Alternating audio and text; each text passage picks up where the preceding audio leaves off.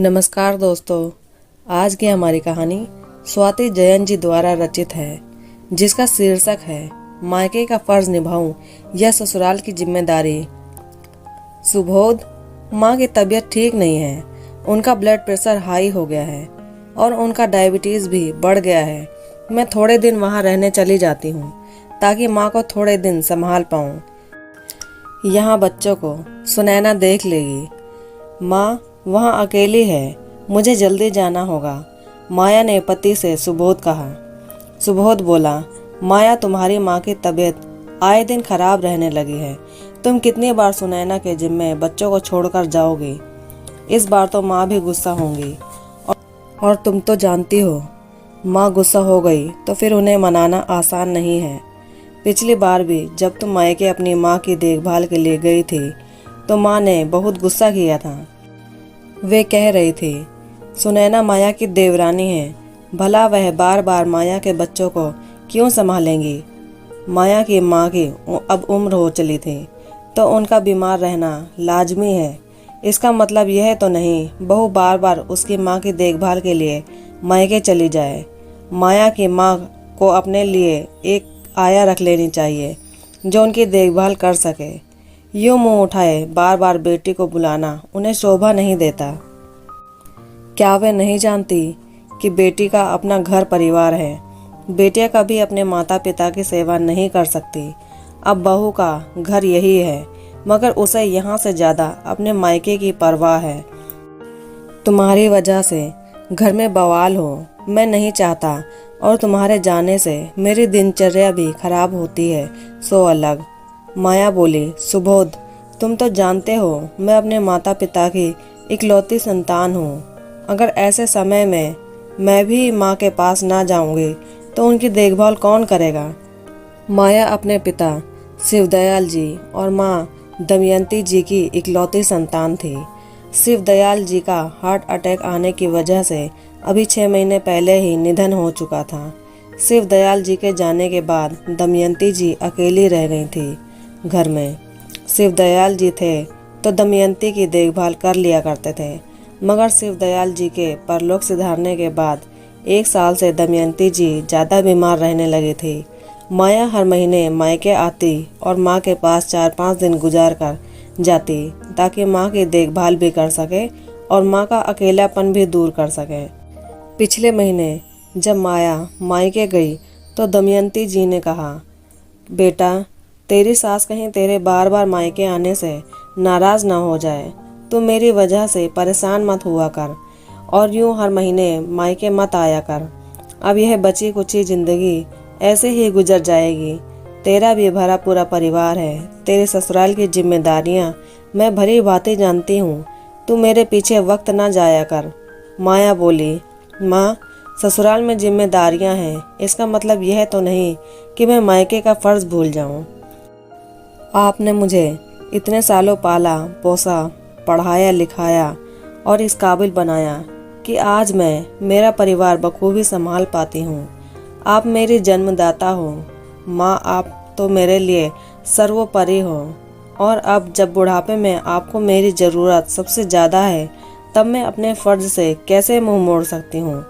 दमयंती जी ने बेटी की जिद के आगे घुटने टेक दिए थे और वे भली भांति जानती थी कि अब इस उम्र में माया ही उनका सहारा है। आज फ़ोन पर दमयंती जी की आवाज़ भी बराबर नहीं निकल पा रही थी। उन्हें चक्कर आ रहे थे। माया हर रोज़ सुबह और शाम एक फ़ोन अपनी माँ को करती थी ताकि माँ का हालचाल जान सके, लेकिन आज दमयंती जी जब फ़ोन पर बराबर उत्तर नहीं दे पाई तो माया समझ गई कि माँ की तबीयत ज़्यादा ख़राब है। इसलिए माया मायके जाना चाहती थी, मगर हर बार अपने बच्चों को छोड़कर जाने से पहले उसे अपनी देवरानी सुनैना को सब कुछ बताना होता था और सास कौशल्या जी और पति सुबोध से मायके जाने की अनुमति लेनी होती थी। आज भी जब माया ने देवरानी सुनैना को माँ की तबीयत के बारे में बताया तो सुनैना बोली, भाभी, आप बेफिक्र होकर जाओ, आपकी माँ वहाँ अकेली है। यहाँ तो मैं और माँ जी दोनों हैं और बच्चों को भी मैं संभाल लूँगी। ऐसे समय में घर के लोग ही तो काम आते हैं। सुनैना के यह शब्द हर बार माया को तसल्ली दे जाते थे और वह यहाँ की चिंता छोड़ मायके जा पाती थी। सास कौशल्या जी से माया को ज़्यादा उम्मीद न थी। कौशल्या जी तो पिछली बार भी माया के मायके जाने के नाम पर तुनक कर बोली थी, बहू मायके में माँ के मुँह में यहाँ पति और अपने ससुराल वालों को मत भूल जाना। बार बार मायके जाना शोभा नहीं देता। और माया के मायके जाने के बाद सुबोध को माया के लिए 10 बातें सुना दी थी और सुबोध को माया के खिलाफ इतना भड़का दिया था कि सुबोध भी अब की बार माया को मायके जाने नहीं देता था।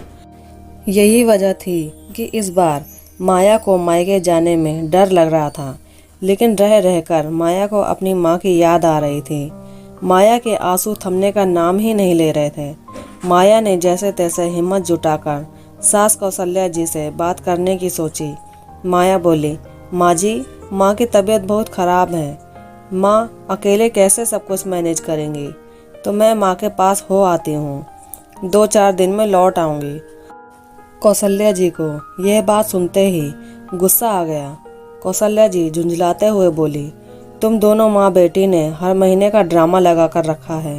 हर महीने तुम्हारी माँ कैसे बीमार पड़ जाती है। बेटे को बुलाने की अच्छा बहाना खोजा है।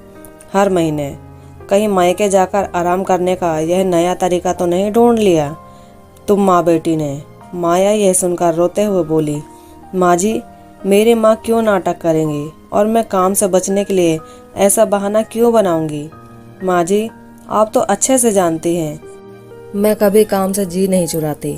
आप एक काम बोलती हैं तो मैं 10 काम कर देती हूँ और मेरी माँ ने मुझे ऐसे संस्कार नहीं दिए कि मैं झूठ बोलकर काम से जी चुराऊं। मगर मेरी माँ को सचमुच मेरी ज़रूरत है। कौशल्या जी बोली, बहू, ये रोने का ड्रामा तुम अपनी माँ के पास ही करो। हर बार ये मगरमच्छ के आंसू दिखाकर तुम मायके चली जाती हो। इस बार कान खोलकर सुन लो। तुम्हें मायके जाना है ना, तो अंतिम बार अनुमति दे देती हूँ, मगर अब अगली बार ना देने वाली। इसलिए इस बार ही सब काम निपटा कर आना। अगर तुम्हारी माँ की तबीयत इतनी ज़्यादा खराब रहती है तो उन्हें वृद्धा आश्रम में छोड़ दो, ताकि तुम्हारी हर महीने की समस्या खत्म हो जाए, क्योंकि यहाँ हर बार यह नाटक नहीं चलेगा। माया बोली, माँ जी, इस बार क्या करना है यह मैं देख लूँगी। माया ने जल्दी जल्दी अपना सामान बांधा और अपने मायके चल दी। माया का मायका ससुराल से 2 घंटे की दूरी पर था। रास्ते में माया के कानों में कौशल्या जी का एक एक शब्द गूंज रहा था और वह सोचने लगी कि कितना आसान है सासू माँ के लिए ये कहना कि अपनी माँ को वृद्धाश्रम में छोड़ दो, मगर भला मेरे जिंदा होते हुए मेरी माँ वृद्धाश्रम क्यों जाएंगी। मैं मेरी माँ को अपने साथ क्यों नहीं रख सकती। क्या बेटे का अपने माँ बाप के प्रति कोई फ़र्ज़ नहीं। शादी हो गई तो मतलब वह मायका भूल जाए, माँ बाप को भूल जाए। उतने में बस कंडक्टर की आवाज़ माया के कानों में गूंजी। माया के मायके का शहर आ चुका था। जब माया मायके पहुंची तो देखा माँ सोई हुई थी, बिल्कुल निढाल सी, अकेली। माया बोली, माँ, तुमने दवाई खाई। दमयंती जी को माया को देखकर जान में जान आ गई। दमयंती जी बोली, बेटा, कब से राह देख रही थी तुम्हारी। माया बोली, हाँ माँ, मैं भी जल्दी ही आना चाहती थी, मगर आप तो जानती हैं ससुराल की जिम्मेदारियाँ खत्म ही नहीं होती। चलिए हम डॉक्टर के पास जाकर आते हैं। कहकर माया दमयंती को डॉक्टर के पास ले गई।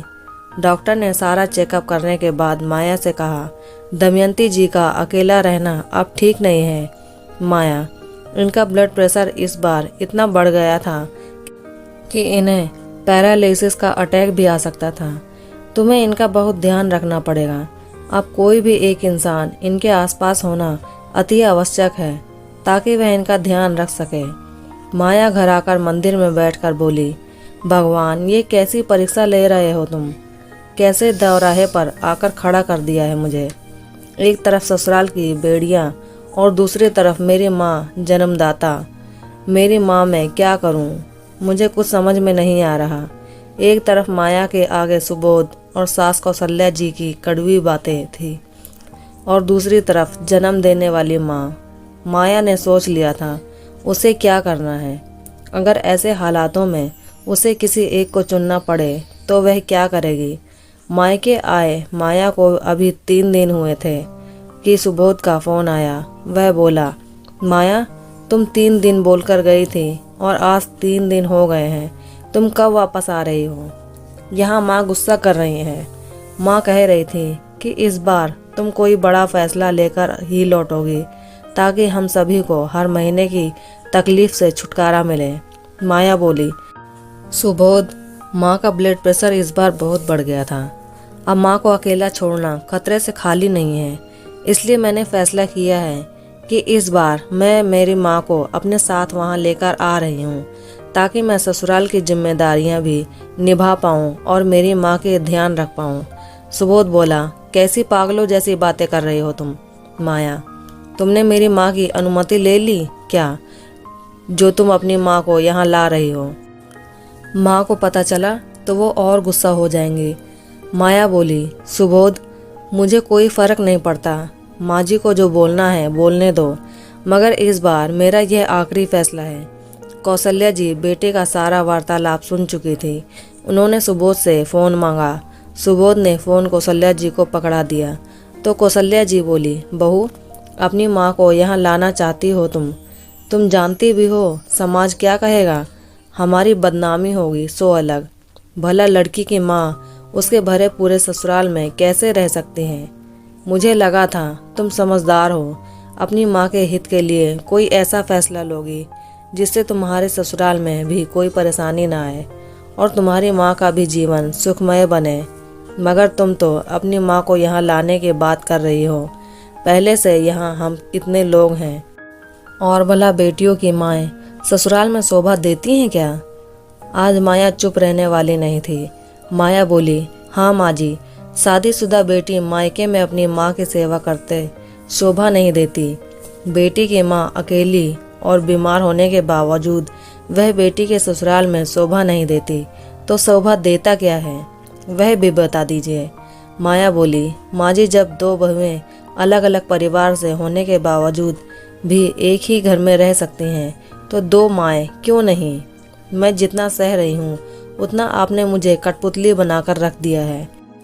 मेरी अपनी माँ की खराब तबीयत होने के बावजूद मुझे हर पल आपसे और सुबोध से अनुमति लेनी पड़ती है और आप अनुमति देती हैं तब कहीं जाकर मुझे मायके आने को मिलता है। मैं भी इन बेड़ियों से आज़ाद होना चाहती हूँ ताकि मैं अपनी माँ के प्रति मेरे अधूरे फ़र्ज को निभा सकूँ। एक माता पिता बड़े अरमानों से अपनी बेटी का हाथ एक लड़के के हाथ में सौंपते हैं। वे चाहते हैं कि उसे वह लड़का और उसके घर वाले बहुत प्यार दें ताकि उसे कभी मायके की याद ना सताए, मगर वे बेचारे कहाँ जानते हैं कि ससुराल वाले उनकी बेटी को पल पल का मोहताज बना देते हैं। मायके आने पर ही रोक टोक लगा देते हैं, ऐसे हक जताते हैं जैसे वह उनकी बेटी नहीं कोई वस्तु है जिसे वे खरीद कर लाए हों और अब बहू को वही सब कुछ करना होगा। वे चाहते हैं बहू की अपनी इच्छाएं भावनाएं सभी के परे बस उसकी अपनी इच्छाएं सौंप देते हैं। चाहे बहू की इच्छा हो या ना हो उन्हें कोई फ़र्क नहीं पड़ता। उन्हें तो बस छाती ठोक कर हक जमाना आता है कि हम ससुराल वाले हैं। यह जवाब सुनकर कौशल्या जी के होठ सील गए। वे कुछ बोलती उससे पहले माया बोली, और अगर आपको अब भी ऐतराज़ है तो मैं मेरी माँ की सेवा करने के लिए हमेशा के लिए यहीं मायके में रह जाती हूँ और मेरे बच्चों को भी यहाँ ले आती हूँ ताकि आप लोगों को बच्चों की भी टेंशन ना हो। कौशल्या जी बोली, पागल मत बनो माया, सुबोध का क्या होगा। क्या मैं इसी दिन के लिए तुमको बहू बनाकर लाई थी ताकि आगे जाकर तुम मेरे बेटों को ही अकेला कर दो। माया बोली, जो पति मेरी माँ और उनकी माँ में फ़र्क समझता हो ऐसे पति के साथ रहकर क्या फ़ायदा। जब एक बेटी बहू बनती है तो वह अपने फ़र्ज़ बखूबी निभाती है, मगर जब एक बेटा दामाद बनता है तो क्या उसका कोई फ़र्ज़ नहीं। सिर्फ अपनी माँ की हाँ में हाँ मिलाना क्या यही बेटे का फ़र्ज़ है। क्या सुबोध की आंखों पर पट्टी लगी है, क्या वह सही गलत नहीं देख सकता है। इतने सालों से अगर सुबोध अब तक मेरी भावनाएं नहीं समझ सकते तो मैं भला क्यों उनके बारे में सोचूं। मैं भी थक गई हूँ सभी के इशारे पर नाचते हुए। अब मुझसे यह सब और नहीं हो पाएगा। फ़ोन स्पीकर पर था। सुबोध भी यह सब सुन चुका था। सुबोध बोला, माया तुम कल ही अपनी माँ को लेकर आ जाओ। अभी तुम्हें हमारी ज़रूरत है, बाकी सारा इंतज़ाम मैं करवा दूँगा। मुझे माफ़ कर दो माया। तुम्हारी माँ ने मुझे हमेशा अपने बेटे जैसा मान सम्मान और प्यार दिया, मगर मैंने अपनी माँ की बातों में आकर तुम्हारी माँ का हमेशा अपमान किया। मगर मैं तुमसे वादा करता हूँ कि अब आगे ऐसा कभी नहीं होगा। तुम्हारी माँ और मेरी माँ में कोई फ़र्क नहीं समझूंगा। माया दूसरे दिन अपनी माँ को लेकर अपने ससुराल पहुंची। वहां जाकर देखा तो सुबोध ने बगल वाला कमरा माँ के रहने के लिए साफ करवा दिया था। माया को पहली बार आज खुशी हुई थी कि सुबोध ने माया की माँ के लिए कुछ तो किया। माया माँ को कमरे में बैठाकर ससुराल की जिम्मेदारियों में लग गई और माँ का भी समय समय पर आकर ध्यान रखने लगी। कितनी सुहानी सुबह थी वह, जब माया अपने मायके के फर्ज और ससुराल की जिम्मेदारियां दोनों साथ में निभा पा रही थी। दोस्तों, एक औरत चाहती ही क्या है? बहुत बड़ी बड़ी ख्वाहिशों से परे वह तो बस इतना ही चाहती है कि वह ससुराल की जिम्मेदारियों के साथ साथ मायके का फर्ज भी निभा सके और उसका पति और उसके ससुराल वाले उसके इस फैसले पर हमेशा उसका साथ दें। तो कैसी लगी एक बेटी की और एक बहू की कहानी? अगर अच्छी लगी तो वीडियो को लाइक करें, शेयर करें और हमारे चैनल को सब्सक्राइब करें और कमेंट करके बताएं कि इस बेटी और बहू की कहानी आपको कैसी लगी। धन्यवाद।